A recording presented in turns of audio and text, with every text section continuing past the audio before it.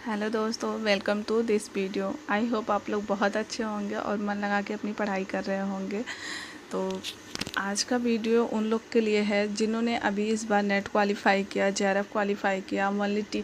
PhD के लिए qualify किया और उनको अपने आगे के लिए मतलब क्या करना है। बहुत लोग का क्वेश्चन आ रहा है कि हमें आगे क्या करना चाहिए और मैंने जो क्वालिफ़ाई किया है तो उसके बेनिफिट क्या है और मुझे किस क्षेत्र में जाना चाहिए, कुछ आइडिया नहीं है। तो आप पूरी वीडियो ध्यान से देखिए और उसी के बारे में आज हम लोग बात करने वाले हैं कि सबसे पहले तो जिन्होंने भी इस बार पीएचडी क्वालिफ़ाई किया है, ओनली पीएचडी के लिए क्वालिफ़ाई किया है, तो उनका है कि वो 1 साल के अंदर आपको किसी भी यूनिवर्सिटी में एडमिशन, अगर आप पीएचडी करना चाहते हैं तो आप एडमिशन के लिए सबसे पहले अपना रिसर्च टॉपिक तैयार करिए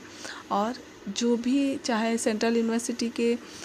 किसी भी यूनिवर्सिटी में सीट खाली हैं, आप मतलब आ रही हैं तो आप वहाँ अप्लाई करो, या फिर जो स्टेट लेवल की यूनिवर्सिटी है वहाँ से भी कोई वैकेंसी आ रही है आपके सब्जेक्ट का, आपका जो भी सब्जेक्ट हो, जिस भी यूनिवर्सिटी में आपकी सीटें आ रही हैं, वैकेंसी आ रही है तो आप अप्लाई करो। तो अप्लाई करने के बाद आपको इंटरव्यू में बुलाया जाएगा, फिर उसके बाद आपका मतलब इंटरव्यू होगा, फिर उसके बाद मेरिट बनेगी और उसमें पीएचडी वाले भी बच्चे जाएंगे और जेआरएफ वाले भी बच्चे जा सकते हैं,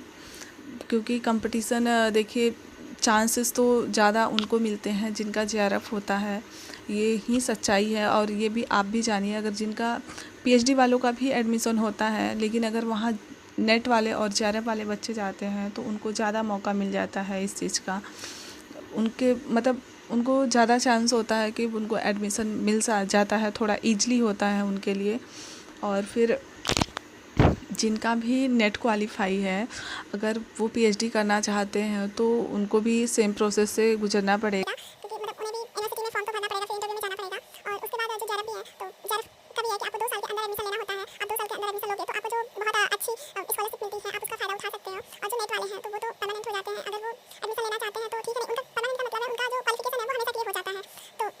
उनके पास चांस होता है वो पीएचडी भी कर सकते हैं। अगर वो पीएचडी करना चाहते हैं तो पीएचडी करें, नहीं तो किसी भी यूनिवर्सिटी में, चाहे वो सेंट्रल यूनिवर्सिटी हो, चाहे वो स्टेट लेवल का यूनिवर्सिटी हो या फिर प्राइवेट लेवल का यूनिवर्सिटी हो, तो अगर वो वहाँ चाहते हैं कि गेस्ट टीचर का अप्लाई कर सकते हैं। कहीं के भी वैकेंसी अगर आपके सब्जेक्ट की आ रही है तो अगर आप वहाँ पढ़ाना चाहते हैं तो आप गेस्ट टीचर की वैकेंसी आती है, आप बराबर पता करते रहो और अप्लाई करते रहो। अगर आपको पढ़ाने का मन है तो आप पढ़ा सकते हो और आप पीएचडी करना चाहते हो तो आप पीएचडी भी करना मतलब कर सकते हो। और जो ओनली पीएचडी के लिए बच्चे क्वालिफ़ाई किए हुए हैं वो भी किसी भी यूनिवर्सिटी में अभी पढ़ा नहीं सकते हैं, उनके पास सिर्फ यही क्वालिफ़िकेशन है कि वो पीएचडी में एडमिशन ले सकते हैं। और जो नेट और जेआरएफ है वो कहीं पढ़ा भी सकते हैं और एडमिशन भी ले सकते हैं। और जो परमानेंट वैकेंसी आती है असिस्टेंट प्रोफेसर की, उसमें नेट वाले बच्चे फॉर्म भर सकते हैं, एग्ज़ाम भी दे सकते हैं। और मतलब ये वहाँ पर थोड़ी प्रॉब्लम आती है कि जिनके पास पीएचडी है और जब आप असिस्टेंट प्रोफेसर का एग्ज़ाम देते हो, जिनके पास पीएचडी है उनके पास जब आप क्वालिफ़ाई करने के बाद जब आप इंटरव्यू में जाते हो तो जिनके पास पीएचडी है तो उनका क्रेज़ थोड़ा ज़्यादा होता है और जो नेट है उनका थोड़ा क्रेज़ कम हो जाता है वहाँ पर। लेकिन हाँ, आपके पास अगर आप बहुत अच्छा करते हो तो आपको भी परमानेंट प्रोफेसर बनने के चांस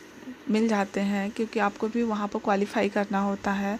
तो वहाँ पर होता है कि आप कितना अच्छा परफॉर्मेंस कर पा रहे हो अपने आप को, तो आपको भी चांस परमानेंट प्रोफेसर के भी चांस मिल सकते हैं। और आपको इसके बारे में और भी कोई जानकारी चाहिए फ्रेंड तो प्लीज़ आप कमेंट करिएगा। और मेरी वीडियो कैसी लगी प्लीज़ एक अपना प्यारा सा लाइक और सब्सक्राइब करके।